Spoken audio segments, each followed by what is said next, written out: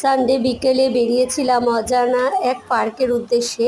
যেহেতু আমার শ্বশুরবাড়ি অঞ্চলে কাছে ধারে খুব একটা পার্ক নেই, এটা একটু এখান থেকে, আমি যেখানে বারাসাতে থাকি আমাদের অঞ্চল থেকে একটু দূরেই, একটা স্টপেজ মতো, কিন্তু পার্কটা ছোটোর মধ্যে সুন্দর।